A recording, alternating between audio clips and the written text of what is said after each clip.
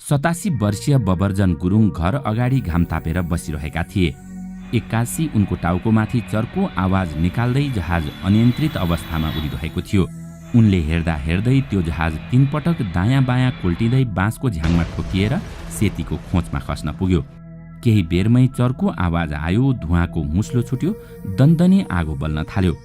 तत्कालै मानिसहरू घटनास्थलमा जम्मा भए। यदि जहाजले मात्र 10 सेकेन्डको दूरी पार गर्न सकेको भए जहाज रनवेमा ल्यान्ड गर्न सक्थ्यो। तर अचानक 9N जहाजमा त्यस्तो के खराबी आयो जसले गर्दा अनुकूल मौसम र भौगोलिक अवस्था हुँदाहुँदै पनि जहाज दुर्घटना हुन पुग्यो।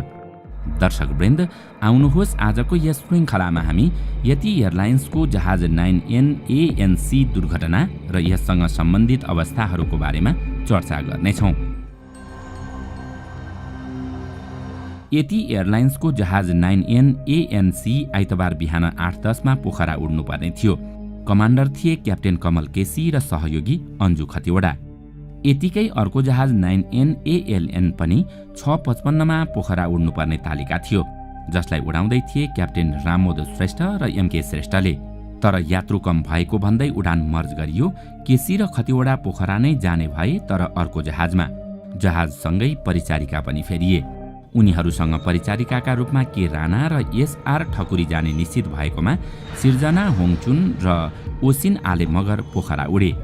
बिहान 8:05 मा पोखरा उडेका क्याप्टेन केसीको टिम 9:18 मा काठमाडौँ फर्किएको थियो। फेरि क्याप्टेन केसीको टिम 68 जना यात्रु बोकेर 10:33 मा काठमाडौँको रनवे छोड्दै पोखरातर्फ सोझिए। जहाज ठिक 10:52 मा पोखरा अन्तर्राष्ट्रिय विमानस्थलमा अवतरण गर्ने तालिका थियो। जहाजमा चालक दलका 4 सदस्य सहित 57 जना नेपाली, 5 जना भारतीय, 4 जना रसियन, 2 जना कोरियन तथा अर्जेन्टिना, अस्ट्रेलिया, आइरिस र फ्रान्सका 1-1 जना नागरिक थिए।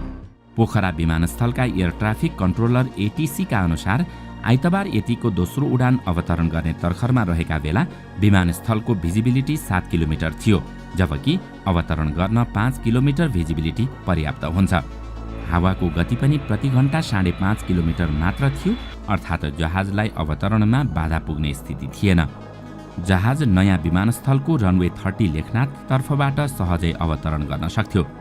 बिहानको उडानमा चालक दलले यही धावन मार्ग प्रयोग गरेका थिए। यसपालि भने उनीहरूले पुरानो विमानस्थलतर्फ फन्को लगाएर रनवे 12 बाट अवतरण गर्न अनुमति मागे। बाधा अडचन र अरू ट्राफिक नभएकाले ATCले पनि केही नसोधी अनुमति दिए। जहाज लङ फाइनल हुँदै फाइनल एप्रोचमा थियो, अर्थात् धावन मार्ग छुन 1800 मिटर मात्रै टाढा थियो। यता टावर जहाज अवतरण गराउने तयारीमा थियो। उनीहरू यतिको कर्मचारी रिसिभ गर्ने तयारीमा थिए, तर पोखरा टावरले देखिसकेको जहाज एकाएक बिलायो।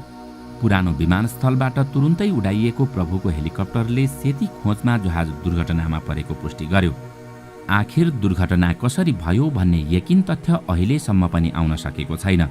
त्यसो त मौसम, भूगोल र उडानको अवस्था हेर्दा जहाजमा प्राविधिक समस्या आएको पनि हुन सक्छ, अथवा फन्को लगाउने क्रममा गति र उचाइ बीच तालमेल नहुँदा जहाज असन्तुलित भएर स्टल कन्डिसनमा गएको पनि हुन सक्छ।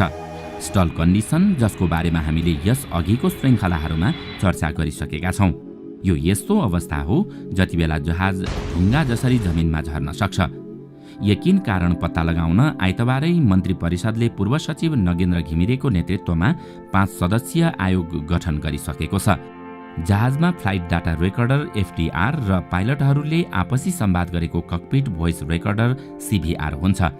खोज तथा उद्धार समन्वय केन्द्रका अनुसार विमानका दुवै उपकरण सुरक्षाकर्मीले भेट्टाइसकेका छन्। यति एयरका अधिकारीहरूका अनुसार आइतबारको उडानका क्रममा प्रशिक्षक पाइलट केसीले क्याप्टेन खतिवडालाई पोखराको नयाँ विमानस्थलमा क्लियर गराइसकेका थिए। व्यावसायिक उडानमा यसलाई नियमित प्रक्रिया मानिन्छ। आइतबार काठमाडौँबाट जहाज उडाउने बायाँ सिटमा क्याप्टेन अन्जु खतिवडा थिइन् भने प्रशिक्षक पाइलट कमल केसी को पाइलटको सिटमा बसेर उनलाई क्लियर गराइरहेका थिए।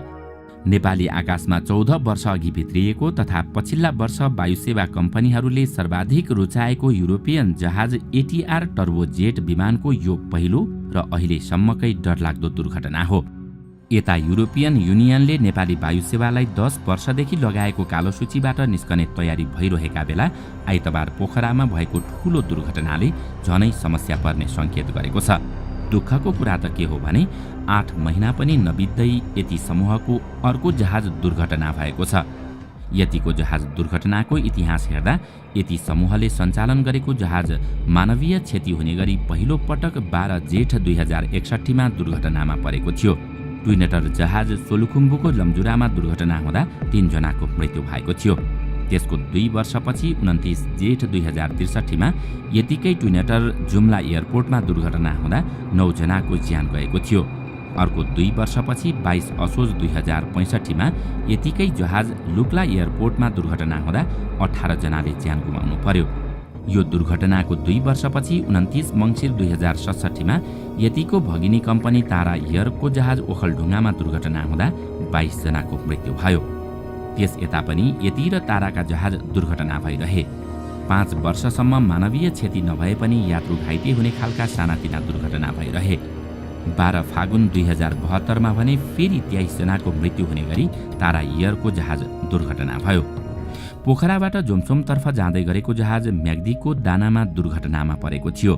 पछिल्लो समय यही वर्ष 15 जेठमा ताराको ट्विनेटर जहाज मुस्ताङको थासाङ गाउँपालिका सानो सरेमा दुर्घटना हुँदा 19 यात्रुसहित 12 जनाको मृत्यु भएको थियो, जुन यतिकै भगिनी कम्पनी हो। यति एयरलाइन्सले स्थापना भएको 24 वर्ष यता 8 प्रकारका 37 वटा जहाज प्रयोगमा ल्याएको छ। यी मध्ये 11 वटा जहाज दुर्घटनामा नष्ट भएका छन्। यति तथा उसका हेलिकप्टर र दुर्गम उडान गर्ने वायुसेवा कम्पनीले बेहोरेका दुर्घटनामा हालसम्म कम्तीमा 180 जनाले ज्यान गुमाइसकेका छन्। यो त भयो यतिको जहाज दुर्घटनाको इतिहास। तर यहाँ प्रश्न उठ्छ, भौगोलिक सहजता र अनुकूल मौसम हुँदाहुँदै पनि गएको आइतबार यति एयरलाइन्सको जहाज 9N ANC मानवीय वा प्राविधिक के कारणले दुर्घटना भयो त? किनकि सबै कुरा ठिकठाक थियो, तर दुर्घटना भने अस्वाभाविक ढङ्गले हुन पुगेको छ। पोखराको आकाशमा पुगेपछि पाइलटले विमानस्थलमा जहाज अवतरण गर्न एयर ट्राफिक कन्ट्रोल ATCसँग अनुमति मागेका थिए। ATCले रनवे क्लियर रहेको जानकारी गराउँदै जहाज अवतरणका लागि अनुमति पनि दिएको थियो। विमानस्थल टावरसँग चालक दलको अन्तिम पटक दुर्घटनास्थलमाथिको आकाशमा 10:50 बजे सम्पर्क भएको थियो। स्रोतका अनुसार ATCले विमानस्थलको पूर्वतर्फ रनवे 30 बाट अवतरण गर्न आग्रह गरेको थियो, तर पाइलटले पश्चिमतर्फ रनवे 12 बाट अवतरण गर्न अनुमति मागेका थिए। रनवे खाली र मौसम पनि सफा रहेकोले ATCले पाइलटको आग्रह अनुसार रनवे 12 बाट अवतरणको अनुमति पनि दिएको थियो। त्यसपछि लगत्तै पश्चिमतर्फबाट मोडिएर विमानस्थल नजिकै आउँदै गर्दा जहाज अकस्मात दुर्घटनामा परेको थियो। अवतरणको अनुमति मागेपछि चालक दलले ATCसँग थप केही कुरा गरेको छैन। यदि जहाजमा प्राविधिक समस्या आएको वा मौसम खराब भएर अवतरणमा समस्या आएको थियो भने चालक दलले ATCलाई जानकारी गराउन सक्थे। अझ अर्को कुरा त दुर्घटनाको समय मौसम सफा थियो, जहाज पनि सामान्य अवस्थामै थियो। रनवे क्लियर हुनाले ATCले जहाज अवतरण गर्न अनुमति दियो, तर जहाज अकस्मात खस्न पुग्यो। यहाँ अनौठो कुरा त यही छ कि आखिर जहाज कसरी खस्न पुग्यो। नेपालमा ATRको उडान तुलनात्मक रूपमा सुरक्षित मानिन्छ। अझ पोखराको उडानलाई त झनै सुरक्षित स्थान मानिन्छ। अर्को कुरा, यही जहाजले गत 7 पुसमा पोखरा अन्तर्राष्ट्रिय विमानस्थलमा समेत डेमो उडान गरेको थियो, जुन वरिष्ठ क्याप्टेन कमल केसीले नै डेमो उडान गरेका थिए। पोखरामा दुर्घटनामा परेको जहाज यतिले थाइल्यान्डको नुक एयरलाइन्ससँग 26 मार्च 2019 मा किनेको हो। यो जहाज सन् 2007 मा बनेको हो। यसको पहिलो उडान 1 अगस्त 2007 मा भएको थियो। सुरुवातमा जहाज भारतीय अर्बपति विजय माल्याको वायुसेवा कम्पनी किङफिसरले चलाएको थियो। किङफिसरले 6 वर्ष उडाएपछि सन् 2013 मा थाइल्यान्डको नुक एयरलाई बिक्री गर्यो। नुक एयरले सन् 2019 सम्म जहाज उडाएको थियो। सामान्यतया जहाजको कुनै आयु नहुने हवाई विज्ञको भनाइ छ। उनीहरूका अनुसार जहाज निर्माता कम्पनीले दिएको शेड्युल अनुसार जहाजको मर्मत सम्भार नगर्ने र समयमा पाटपुर्जा नफेर्ने गरेमा जहाज जुनसुकै बेला पनि थोत्रो हुन सक्छ।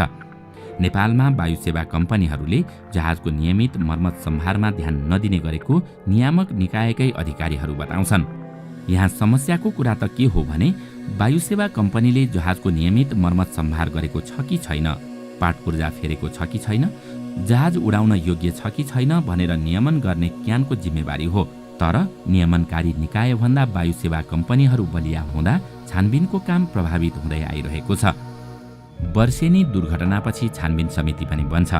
समितिले प्रतिवेदन पनि बुझाउँछ, तर अहिलेसम्म बुझाइएका छानबिन प्रतिवेदनहरू कार्यान्वयन गरेर हवाई सेवालाई सुरक्षित बनाउन कुनै पहल हुन सकेको छैन। दर्शकवृन्द, आजको श्रृङ्खला तपाईलाई कस्तो लाग्यो? हामीलाई कमेन्टमा अवश्य बताउनुहोला। साथै आजको श्रृङ्खला तपाईलाई राम्रो लाग्यो भने लाइक तथा सेयर गरी हाम्रो च्यानललाई सब्स्क्राइब गर्न नभुल्नुहोला र साथमा रहेको बेल आइकन पनि थिच्नुहोस् ताकि हामीले अपलोड गर्ने नयाँ भिडियोको जानकारी सबैभन्दा पहिला तपाईलाई प्राप्त होस्। आजका लागि यति नै। अर्को भिडियोमा अझै रोचक तथ्य लिएर आउने नै छौँ। तबसम्मको लागि बिदा दिनुहोस्। नमस्कार।